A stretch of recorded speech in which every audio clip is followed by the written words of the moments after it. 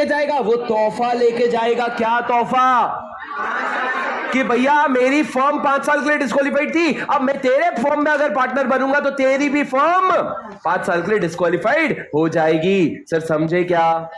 जहां पना तोहफा कबूल करो, 5 साल के लिए डिस्क्वालिफाइड। अरे समझे क्या? Yes sir. ये हो गया क्या? ये एक लूप होल था जिसको हमने क्या किया? डिफीट किया। सर ये पहला लूप होल है। दूसरा एक और लूप होल है सर, जैसे कि अभी आपका ई एंड वाई है, ई एंड वाई है। सर आपको पता है कोई भी कंपनी अपने खुद के नाम से काम नहीं करती।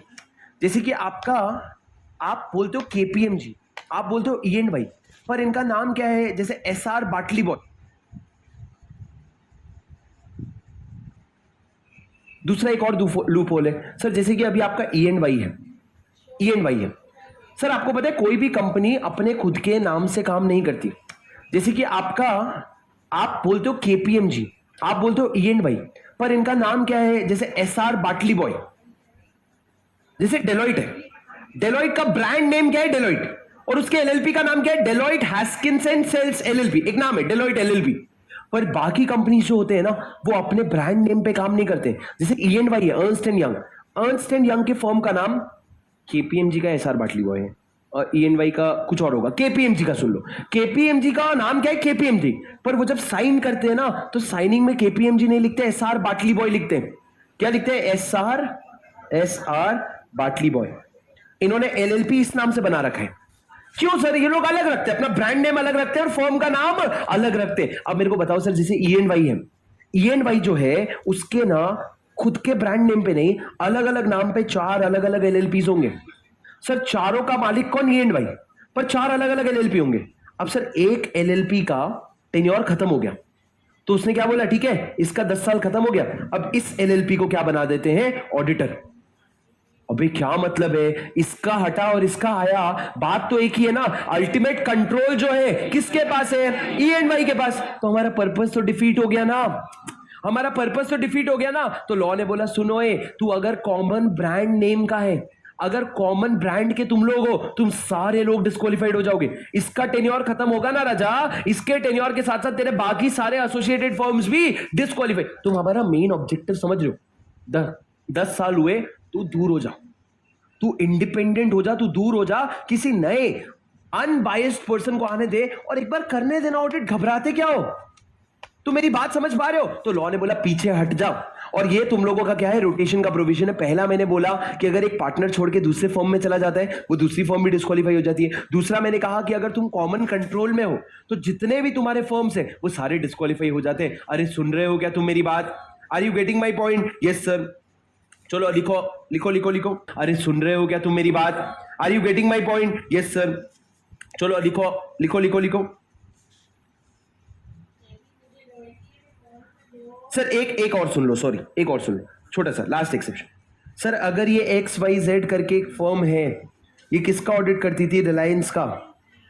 और जेड एक कॉमन पार्टनर है, और इन्होंने जेड ए बी करके एक फर्म बना रखा है जिसमें जेड एक कॉमन पार्टनर है।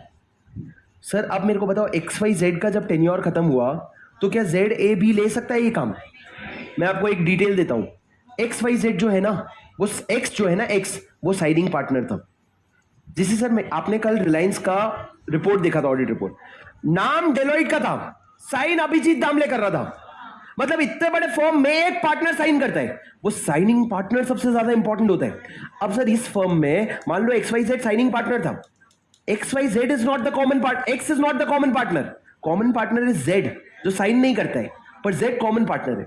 अब सर जब रिलायंस का टेन्योर, ये एक्स वाई जेड का टेन्योर खत्म हो गया 10 साल का, 5 साल के लिए तो ये वनवास ले लेगा। 5 साल के लिए एक्स वाई जेड तो ऑडिटर नहीं बन सकता, पर क्या जेड ए बी बन सकता है? मैं आपको बता दूं कॉमन पार्टनर कौन है? जेड, एक्स नहीं है। क्या जेड ए बी बन सकता है? क्यों नहीं? इन्फ्लुएंस तो है ना। अरे अगर एक्स की गलती है तो फर्म सफर करेगा, because jointly and severally liable. तो एक्स की गलती के लिए वाई और जेड भी लायबल है। कल को अगर पता चला एक्स ने कोई फ्रॉड किया है, तो जेड इनको इन्फ्लुएंस तो कर सकता है ना।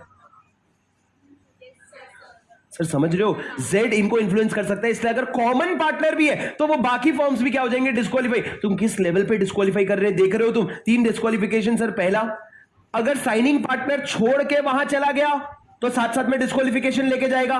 दूसरा, कॉमन कंट्रोल है तो सारे फर्म डिस्क्वालीफाई हो जाएंगे। तीसरा, अगर दोनों में कॉमन पार्टनर है तो बाकी बचे हुए फर्म्स भी डिस्क्वालीफाई हो जाएंगे। अरे सुन रहे हो क्या? यस सर, लिखो डिस्क्वालिफिकेशन, लिखो following person are ineligible during cooling off. Speed लिखो sir. Following person are ineligible during cooling off. कौन से 3 लोग? पहला, अगर कॉमन पार्टनर्स हैं, कोई 2 फर्म में कॉमन पार्टनर्स हैं, या दूसरा, अगर same network of audit firm है। क्या है? Same network of audit firm. Same network of audit firm मतलब क्या? जो मैंने आपको बताया, सेम नेटवर्क मतलब सर, सेम नेटवर्क का मतलब होता है या तो ब्रांड नेम सेम है, सेम ब्रांड नेम, जैसे कि E&Y हो गया, same trade name. Trade name और ब्रांड नेम में फर्क क्या होता है sir? Sir 197 communication is the trade name, Paytm is the brand name. तुम्हारा कोई भी सेम है तो तुम कॉमन कंट्रोल में आ जाओगे। और तीसरा, सर अगर कॉमन कंट्रोल है मतलब सबका मालिक एक, अगर सबका मालिक एक है तो भैया वो सारे फर्म्स जो है वो कूलिंग पीरियड में डिस्क्वालीफाई हो जाएंगे। और लास्ट में सर, अगर साइनिंग पार्टनर है, जो साइनिंग पार्टनर है वो अगर क्या कर देता है, वो रिटायर कर जाता है उस फर्म से एंड जॉइंस अनदर फर्म, एक दूसरे फर्म को ज्वाइन कर जाता है, तो वो भी डिस्क्वालीफाई हो जाएगा। अरे समझे क्या? Did you understand?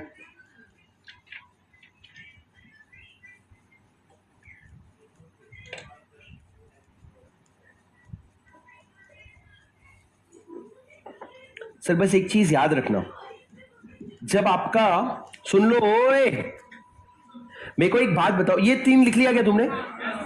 एक चीज बस याद रखना, इधर देखो सर, ये फर्म है डेलॉइट, ये अपॉइंट हुआ था 5 साल के लिए। कितने साल के लिए? 5 साल के लिए। अब 5 साल के बाद ये क्या होगा? री अपॉइंट होगा।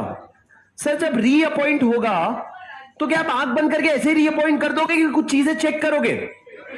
अगर मान लो 5 साल खत्म हो गया, ठीक है, उसके बाद जब आप री अपॉइंट करने आए हो तो डेलॉइट ने क्या किया पता है? डेलॉइट ने तुमको लिखित में एक चिट्ठी भेज दी।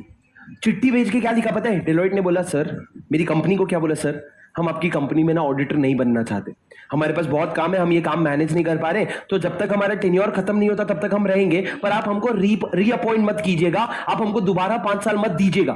किसने दे दिया? डेलॉइट ने दे दिया। सर तो आपको पता है ऑडिटर को अपॉइंट करने के लिए रिटन कंसेंट लगता है। अगर उसने मेरे को राइटिंग में ऐसी चीज दे दी जिसको हम कहते हैं अनविलिंगनेस, एक होता है willing, I am willing to be appointed as auditor, एक होता है अनविलिंगनेस कि भैया मेरी इच्छा नहीं है, तो सर इसको बोलते हैं विथड्रॉ ऑफ कंसेंट, कि मैंने मेरा कंसेंट वापस ले लिया। अब तुम मेरे को बताओ, कंसेंट वापस ले लिया तो रीअपॉइंट कर सकता हूं? नहीं सर, मतलब रीअपॉइंट करने के लिए कुछ बेसिक कंडीशन चाहिए होते हैं। सर क्या बेसिक कंडीशन है? पहला, ध्यान से सुनो sir, you are not disqualified. Not disqualified मतलब क्या? सर ऑडिटर बनने के लिए कुछ क्वालिफिकेशन चाहिए होते हैं, जैसे कि आप एक फर्म हो तो फर्म में सबसे बेसिक क्वालिफिकेशन क्या है? अरे ओ, फर्म में बेसिक क्वालिफिकेशन क्या है? Majority director CA in practice, majority members CA in practice. पर सर अगर अब नहीं रहे तो, मान लो डेलॉइट में आधे से कम मेंबर हो गए सीए इन प्रैक्टिस, हम उसको अपॉइंट नहीं कर सकते। दूसरा, सर अगर उसने अपना अनविलिंगनेस शो कर दिया है, अनविलिंगनेस मतलब क्या? एक तरीके से उसने अपना कंसेंट विथड्रॉ कर लिया है, तो उस केस में हम उसको रिएक्ट नहीं कर सकते। या फिर सर सुनो, अगर एक एसआर पास हुआ है, क्या पास हुआ है? एसआर मतलब कौन पास करता है sir? SR share holder.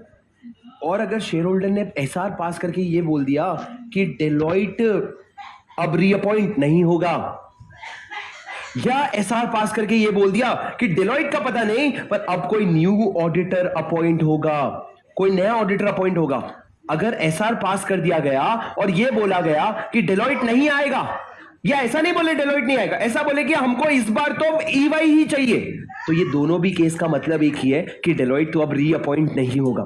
Sir मतलब आपके 5 साल के बाद आपको 5 साल और मिलते हैं, और उस 5 साल के बाद आप 5 साल की छुट्टी पे जाते हैं।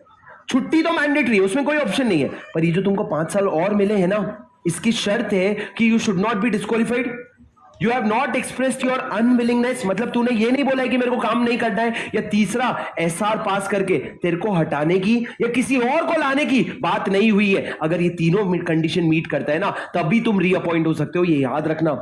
मतलब रीअपॉइंटमेंट है, हमने सर एक टेन्योर को पूरा खोल खोल करके जूम इन कर करके हर एक चीज का प्रोविजन पढ़ रहे हैं। मैं आपको बता दूं भैया, इस चैप्टर में आईसीआई के जितने भी पेपर चेकर होते हैं और जितने भी पेपर मेकर होते हैं ना, उनकी एक्सपर्टीज होती है।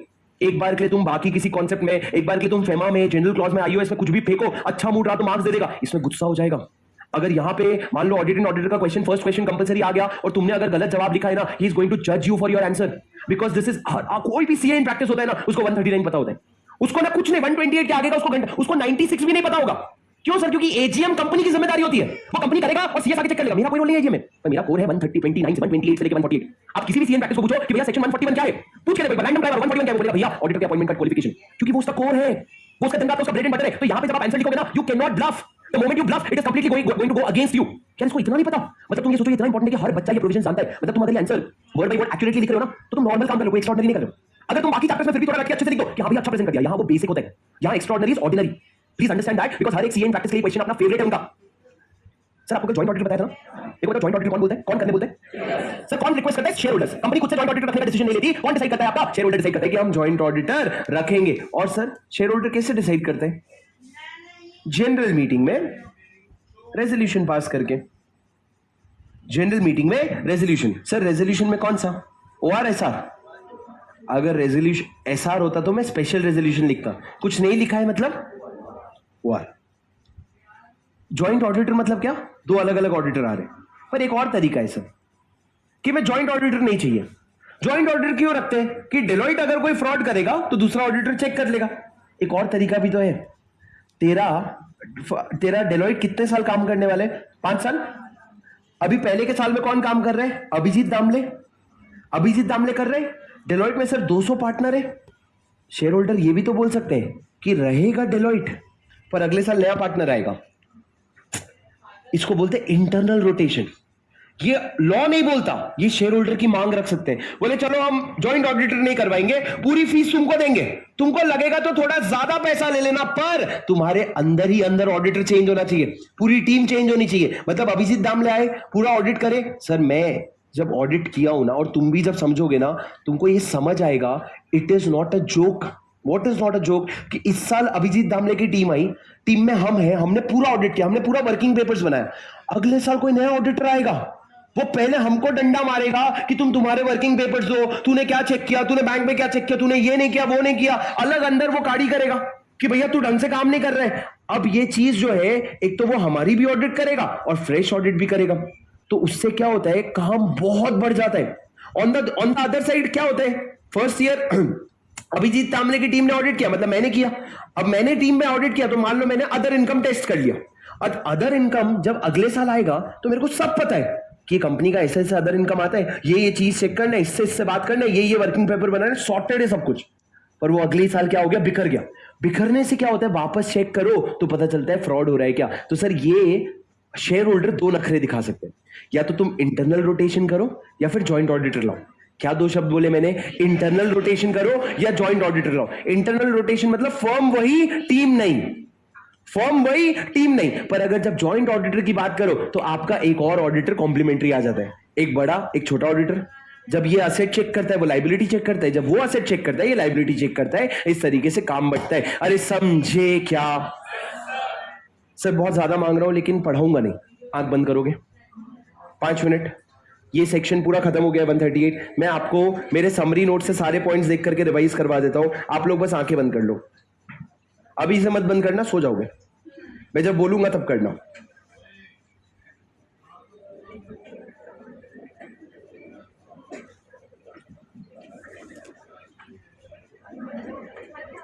सर आगे हम लोग रिवाइज करने वाले हैं क्या? सबके सब आंखें बंद करोगे please? It's a hand folded request. तुमको दिखना नहीं चाहिए हैंडफुल रिक्वेस्ट, पर 3 2 1 सबकी आंखें बंद, मेरी बात सुनो सर। सेक्शन नंबर 139 किसके बारे में बात करता है? वो बात करता है अपॉइंटमेंट ऑफ ऑडिटर के बारे में। Very very important section. सबसे पहले आपको समझना है अपॉइंटमेंट ऑफ ऑडिटर में हम पहले अपॉइंटमेंट की बात करेंगे, जिसमें आता है नॉर्मल कंपनी का अलग से और गवर्नमेंट कंपनी का अलग से, और उसमें हम पहले बात करेंगे फर्स्ट ऑडिटर के अपॉइंटमेंट की, फिर सब्सिक्वेंट ऑडिटर के अपॉइंटमेंट की, और फिर उसके बाद कैजुअल वैकेंसी की। अगर मैं नॉर्मल कंपनी की बात करूं तो नॉर्मल कंपनी में फर्स्ट ऑडिटर कौन लाता है? बोर्ड ऑफ डायरेक्टर 30 डेज के अंदर। बोर्ड ऑफ डायरेक्टर के बाद लाते हैं 90 डेज के अंदर आपका शेयर होल्डर, और मतलब टोटल कितना हो गया? 120 डेज। और ये जो ऑडिटर आता है ये बस फर्स्ट एजीएम तक रहता है। अब फर्स्ट एजीएम में आपको नया ऑडिटर लाना है, वो कैसे लाओगे? ऑडिट कमेटी बोर्ड को रेकमेंड करेगा, बोर्ड को जमा तो वो शेयर होल्डर के पास लेके चला जाएगा, पर अगर बोर्ड को नहीं जमा तो वो ऑडिट कमेटी को रिकंसिडर करने के लिए बोलेगा। रिकंसिडर किया तो वेरी गुड, नहीं किया तो वो खुद का रिकमेंडेशन लेकर के शेयर होल्डर के पास चला जाएगा। अब राजा जब ऑडिट कमेटी रिकमेंडेशन देता है ना तो वो एमसीक्यू चेक करता है, नीचे से पढ़ना, क्वालिफिकेशन, कॉमेंसरेट और आपका मिसकंडक्ट। क्वालिफिकेशन क्या है? क्या वो क्वालिफिकेशन हमारे वर्क से कॉमेंसरेट है, और क्या मिसकंडक्ट है क्या? ये तीनों चेक करके वो सजेशन देता है। अगर सजेशन ठीक लगा तो शेयर होल्डर अपॉइंट कर देते हैं, और अपॉइंट करने पे वो 6th एजीएम तक ऑफिस होल्ड करेगा। अब उसके बाद आ जाओ कैजुअल वैकेंसी में। कैजुअल वैकेंसी होते ही किसका काम आ जाता है? बोर्ड ऑफ डायरेक्टर का। कितने दिन के अंदर अपॉइंट करेगा? 30 डेज। और कोई नहीं करेगा, बोर्ड ही करेगा। पर ये जो ऑडिटर अपॉइंट किया आपने, ये अगर रेजिग्नेशन की वजह से गया था पहले, तो उस केस में आपको 3 महीने के अंदर रैटिफाई करवाना पड़ेगा। ये रैटिफिकेशन का कोई भी पॉइंट आपके गवर्नमेंट कंपनी में नहीं है, ये सिर्फ नॉर्मल कंपनीज में है, मतलब अदर देन गवर्नमेंट कंपनी। अब ये जो रैटिफिकेशन, ये जो आपका ऑडिटर आया है, ये ऑडिटर कब तक ऑफिस होल्ड करेगा? नेक्स्ट एजीएम तक होल्ड करेगा। उसके बाद राजा गवर्नमेंट कंपनी में फर्स्ट ऑडिटर 60 डेज में सीएनडीजी, 30 डेज में बोर्ड, और उसके बाद बोर्ड भी नहीं कर पाए तो 60 डेज में आपका शेयर होल्डर करेगा, ये ऑफिस होल्ड करेगा नेक्स्ट एजीएम तक, यानी कि फर्स्ट एजीएम तक। जब सब्सिक्वेंट ऑडिटर आएगा वो हर साल के स्टार्ट से लेके 180 डेज के अंदर सीएनडीजी अपॉइंट करेगा, जो नेक्स्ट एजीएम तक ऑफिस होल्ड करेगा। और अगर कैजुअल वैकेंसी होगी तो पहले 30 डेज मिलेगा किसको? बोर्ड को। फिर 30 डेज किसको मिलेगा? शेयर आपके पहला 30 डेज मिलेगा सीएनडीजी को, फिर 30 डेज मिलेगा बोर्ड को, और उसके बाद आप आगे बढ़ोगे, उसके बाद वो नेक्स्ट एजीएम तक ऑफिस होल्ड करेगा। उसके बाद राजा ये फर्स्ट पार्ट खत्म होने के बाद हम टेन्योर पे आते हैं। आपको पता होना चाहिए हर ऑडिटर का टेन्योर नहीं होता, सिर्फ बड़ी बड़ी कंपनीज का होता है, जैसे कि listed company, unlisted public company जिसका paid up share capital 10 crore या उससे ज्यादा है, प्राइवेट कंपनी जिसका paid up share capital 50 crore या उससे ज्यादा है, या कोई भी कंपनी जिसका बोरिंग 50 करोड़ या उससे ज्यादा है। उनको क्या करना पड़ता है? उनको ऑडिट एक अपॉइंटमेंट करना पड़ता है कि उनको टेन्योर देखना पड़ता है कि इंडिविजुअल 5 साल के लिए आएगा और जो फर्म है वो 2 टर्म के लिए आएगी 5 साल के लिए। आगे बढ़ने के पहले एक पॉइंट बता दूं कि अपॉइंटमेंट के पहले आपको 2 चीजें करनी पड़ती है और अपॉइंटमेंट के बाद एक चीज। अपॉइंटमेंट के पहले ऑडिटर रिटन कंसेंट देगा कंपनी को, और दूसरा एक सर्टिफिकेट देगा जिसमें लिखेगा let the proceedings begin. L limits कि मैं लिमिट्स के अंदर हूं, ई एलिजिबल हूं, टी जो टर्म्स है वो मैं आपको बता रहा हूं। प्रोसीडिंग्स क्या है? जो प्रोसीडिंग्स ऑफ मिसकंडक्ट है वो ट्रू और कंप्लीट है। ये सारी बातें एक सर्टिफिकेट में लिख करके दे देगा, सुनते जाना प्लीज। और ऑडिटर जो है आपका बिफोर हो गया, ये आफ्टर में क्या करेगा? कंपनी पे जिम्मेदारी डाली इन्होंने कि तू एडीटी 1 लेके चले जाना आरओसी के पास, और आरओसी को बोलना ये ले अपॉइंटमेंट हो गया है, 15 डेज के अंदर जाना पड़ेगा। उसके बाद आ जाओ आपका टेन्योर में। टेन्योर में आपका फर्स्ट इंडिविजुअल 5 साल के लिए और फर्म 5 साल का 2 टर्म के लिए। उसके बाद आपको कूलिंग पीरियड में जाना पड़ेगा। कूलिंग पीरियड कितने साल का?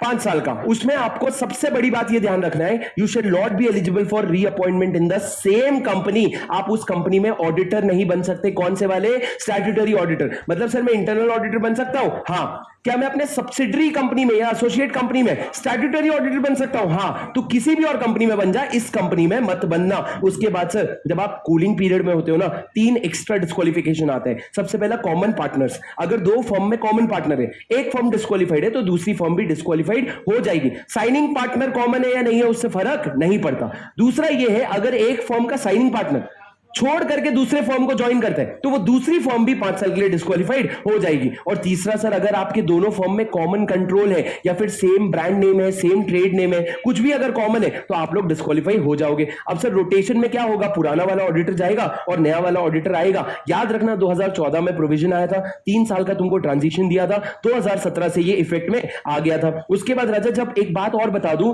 कि जब आपके ज्वाइंट ऑडिटर्स होते हैं ना, ज्वाइंट ऑडिटर्स मतलब क्या? डेलॉइट भी है और अगर आपका चतुर्वेदी चतुर्वेदी एंड शाह भी है। तो ध्यान रखना कि दोनों ऑडिटर एक साथ रोटेट ना हो जाए, एक साथ बाहर ना चले जाए। इस साल अगर डेलॉइट गया तो 2 साल 3 साल तो भी कौन होना चाहिए, चतुर्वेदी एंड शाह, ताकि वो मैनेज हो सके। और उसके बाद लास्ट में मैंने ये बताया कि शेयर होल्डर एक्स्ट्रा डिमांड ये कर सकते हैं कि या तो जॉइंट ऑडिटर अपॉइंट कर लो या फिर उसी ऑडिट फॉर्म के अंदर रोटेशन करवा लो टीम का। अब ये जब आप रीअपॉइंट होते हो ना, तो 3 पॉइंट्स याद रखना कि रीअपॉइंट तभी हो सकते हो अगर आप डिस्क्वालिफाइड नहीं हो। क्या बोला मैंने, ध्यान से सुनो। अगर आप डिस्क्वालिफाइड नहीं हो, अगर आपने अपना अनविलिंगनेस एक्सप्रेस नहीं किया है और शेयर होल्डर ने एसआर पास करके तुमको अपॉइंट करने से मना नहीं किया है या किसी और को लाने के लिए नहीं बोला है, तभी जाके आप रीअपॉइंट हो सकते हो। स्वाहा। आंखें खोलो गाइस, चलो, that's it. Thank you so much. I hope you enjoyed today's session. I will see you all tomorrow. This is a very important chapter. Do not miss your classes. Sir, fair notes please लिख लेना और DPQ आप लोगों को मैं बता दूं please. Sir DPQ में नहीं, आज आप सिर्फ DPQ नहीं पढ़ोगे, आप क्वेश्चन नंबर 1 to 5 6 जो है ये 4 क्वेश्चन करोगे 1 to 5 6, और इसमें से आप 5th वाला क्वेश्चन जो है इसको DPQ लिख लेना। 5th वाले क्वेश्चन को DPQ लिख लेना, पर अगर आपको उससे ज्यादा कोई टफ लगे तो वो लिख लेना। अभी तक कुछ भी लिखा हो नहीं लिखा हो मेरे को फर्क नहीं पड़ता। ऑडिट एंड ऑडिटर्स का DPQ डे 1 समझ के लिख लो। सर आज से हमारा 21 डेज लगभग बचा होगा। 21 डेज का लास्ट स्ट्रीक ले लो। आज तुम्हारा डे 1 है DPQ का, and this is your final challenge from my side. Day 1 of your DPQ। सारे लोग आज ये DPQ लिख के आओगे। फ्लो टूट गया है, ये आपका आखिरी चांस है फ्लो बनाने का। 21 days sir, prove it to yourself that you are going to do it. All right, chalo guys, I will see you tomorrow. Take care. I hope you enjoyed today's session. Until then, this is your CA buddy Shubham Singhal signing off. Bye bolo bachcho, bye. Bye sir, have a good day.